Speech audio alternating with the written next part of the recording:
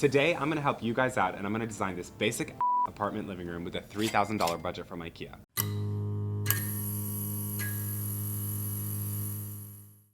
Hi, my name is Bilal Rehman. I'm your favorite luxury interior designer, and today we're gonna design this living room and make this shit look amazing. So in order for me to properly design this space, I really have to design with a client in mind. Obviously, there's no real client here, but I'm going to pretend that you are my client. So you're a bad bitch, you have lots of friends, you love to entertain, you want a sexy space that's young and energetic, you have a dog. Let's say that the dog's name is Chloe, just because that sounds like a bad bitch dog. And let's say, of course, for the purposes of Bilal Rehman, that your favorite colors are white and black. So we're going to design this entire space with that in mind. Let's figure out how to make this space a little bit less boxy. The thing I'm noticing is that there's a lot of harsh lines throughout the entire space and it's pretty much just a white box. So we need to add a little bit of sex appeal. And my favorite way to do this is definitely with curved furniture. If you know me, you know I'm a whore for a curved sofa. And if you watch me, you probably are one too. So let's figure out where to put it. I think I would put the sofa probably somewhere around this area. What it's doing is it's allowing the viewpoint of the room to be a little bit more sexy. So I'm pretending that there's a doorway right here on this side of the room, and you're walking into the space. The first thing that you see is this sexy curved sofa in the corner. The number one thing that I always do in spaces is to make sure that the furniture is never touching the walls. You do not want to push all of your furniture up against the fucking walls, because what it does is it creates this imaginary frame around the room and it boxes you in. So this curved sofa, for example, is floating in the space. It's floating very beautifully. There's just enough space behind it to do something behind it. Not to walk, but to necessarily put like a lamp or a floral or a tree. In this instance, I think I want to do a huge arc lamp. Something that comes up from behind the sofa and really acts as the center point of the room.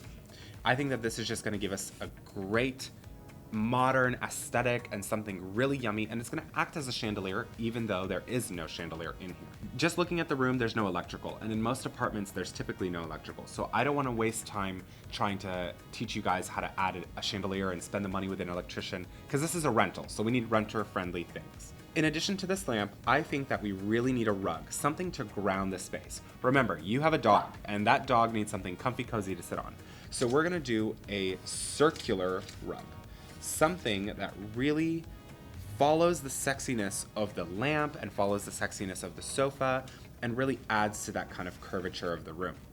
I really like the way that this is coming together. Next, let's say that you are an avid art collector. You like big pieces of art that make statements in the room. This is our wall. Right here is the perfect spot for us to go ahead and do like a really large scale piece of art. Remember, this piece of art better be from a local artist. So this is the one thing I'm not finding from Ikea. I'll find you a frame, but I'm not finding you a piece of art. All right, now that we've gotten the art covered, what is my number one rule that I've told you guys in my TikToks? The curtains need to go from the floor to the ceiling. For some reason, these motherfuckers decided to make them from the top of the window to like 5 inches above the floor. God knows why.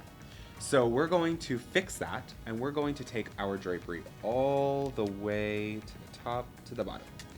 That way we get the most amount of effect and our room looks taller than it actually is. This is something that I teach you guys a lot, and this is how you can visually play tricks with your space and make it feel grander. So now that we've fixed the drapery problem, we're still getting the same amount of natural light, we're still getting all of the sexiness of the room, but we really need something in the middle. Think about when you're entertaining and you have friends over. Where the fuck are they gonna put their drinks or their purses, or where are you gonna play games or whatever?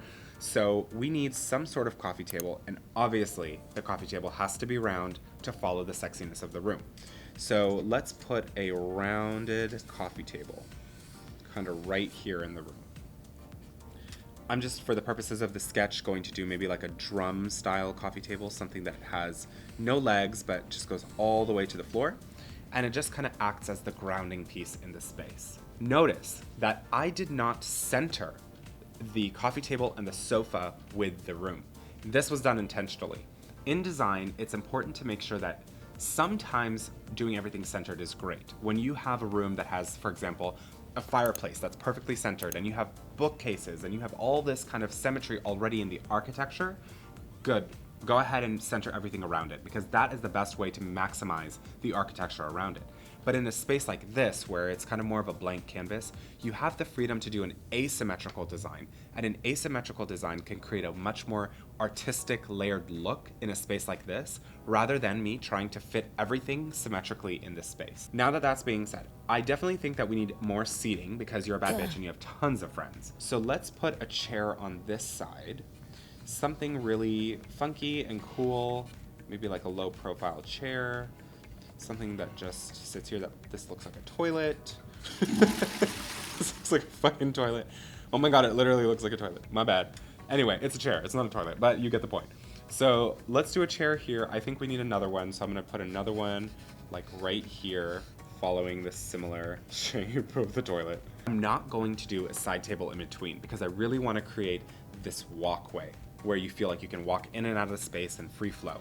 Now that we have the majority of the furniture done, let's move on to accessories. This is where you add a lot of personality into the space. So on a curved sofa, I typically have a rule where I only do 2 pillows, and they're both on one side. So in this instance, I would put them on this side. I would do a pillow here and a pillow here. The reason for that is because of the fact that the room is asymmetrical, you want the pillows to kind of act as a weight on one side.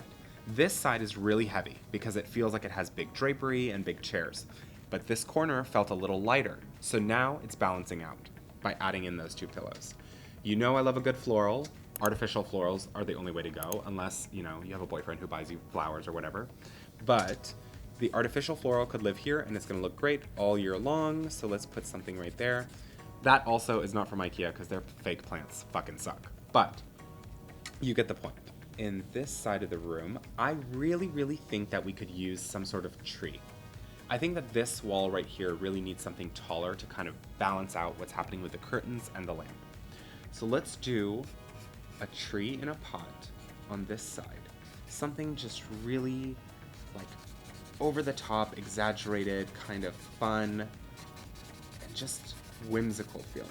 I think that that just adds so much character into the space. I'm pretty happy with the furniture selections, and I think now we just need one more thing, which is on this wall, I would really love to do an oversized mirror. The reason for that is because, like I said earlier, this room is not balanced. You have windows on one side and no windows on the other. But putting a mirror on this side is going to trick your brain into thinking that there is a window on this side, because they're reflecting each other. So let's put a mirror on this side to open up the space and create that kind of visual balance. And yeah, I'm happy with this. So now let's go fucking shopping.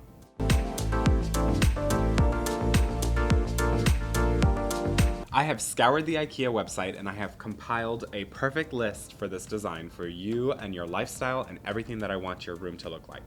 But, spoiler alert, I have a shopping problem, so I have gone over budget, of course, by $213.93, not including tax. Starting off strong with the iconic Hovet mirror. Every bitch on this planet has this in their bedroom, or their bathroom, or their glam room, or their guest bedroom that they've turned into a fucking walk-in closet, whatever the fuck you have. This mirror has made its way somewhere into your home. So it is definitely going to make its way onto this wall right here behind the sofa and act as that large-scale mirror that reflects the window. Chances are you're probably gonna buy the cushions at HomeGoods anyway, but just for reference, this is what I would have chosen from Ikea. The Sanella pink cushion cover is going to be your solid back pillow. So it's going to be the pillow behind the scenes. And it's just gonna add a little pop of color. It is $8.99 for the cover, which is not a bad price in my opinion. And the odd knee pillow is going to be the star of the show, which is a cream and black, kind of off-white dot pattern pillow, and it is $6.99 for that cover, which makes no sense to me, but neither does the rest of the Ikea price list. On to the drapery. I am a huge fan of black velvet drapery. I think black velvet looks so luxurious and expensive in any space that you put it in. And so I went with the black velvet because after all, this is your home and you may want to have a room darkening moment where maybe you're trying to have a sexier moment or you're trying to have a movie night or whatever the case may be, or you're hungover from the night before and you just don't want the sunlight to come in. But I already have a cheaper alternative to this linked on my Amazon storefront, and they are curtains that I have all over the gallery and studio as well as in my own personal home. Now, moving on to armchairs. This one was hard. I originally chose 2 armchairs which were double the price and they threw me way over budget. So I switched out to these black faux leather armchairs, which are $2.99 a piece, the Ecoro armchair. They're not rounded, which is not ideal, but they do have a softer corner. So they're not a hard 90-degree corner. They have those rounder edges just on the corner portion, which I think makes its way into the design just enough. On to the coffee table. $269 for a 2-tier coffee table, black metal, black glass on top, and oxidized glass on the bottom. I think that this piece actually looks way more expensive than they're charging for, so good job IKEA with this design. Now, the cowhide. I know that this one is going to be controversial because we don't like putting dead animals on our floor anymore, but for the price point and for the color and for the shape that I needed, this is truly the best option from IKEA. Of course, you can find better alternatives online or on my Amazon storefront or at HomeGoods, but from here, this is your way to go. This solid black cowhide is really going to ground this space and create a great foundation for the rest of the pieces we've used. Now on to the lamp. This Vagahajajad lamp for $199 is stunning. She is 90 inches long from the arm, so it is really going to make its way to the center of the room, and it's really going to act just like the floor lamp that I drew out here in the sketch. It's really going to accentuate the space, add a really good amount of lighting, and create this architectural detail that you really need. And of course, the Geppetto sofa. For $1,700 fucking dollars, IKEA has lost their damn mind, and you can get a 2.5 person cedar sofa. I don't know why anybody in their right mind would spend $1,700 on a sofa at IKEA when you could spend that same amount of money somewhere else and get a much better quality piece, like Bilal Rehman Gallery. But if you wanted to stick to IKEA, this is your way to go. This nude sofa is really a good large-scale piece for the room, and it really has a sophisticated feel, which is good for you as a sophisticated bitch. Now, drum roll, our grand total is $3,213.93 before tax. If you join the IKEA family program, you save 5%, so that might fucking help you. But if not, then you need to just make more fucking money so we can go somewhere else, because IKEA's pieces were okay. In my opinion, this is good for a starter apartment or a dorm room, but I really wouldn't put this into like your first home or something larger like that. This has been one of the most challenging videos that I've ever had to make because you guys love putting me through the ringer when it comes to IKEA. Until next time, remember to elevate everyday experiences and subscribe to us on YouTube to see more of all of this. This has been your favorite luxury interior designer. Now get the fuck out of here.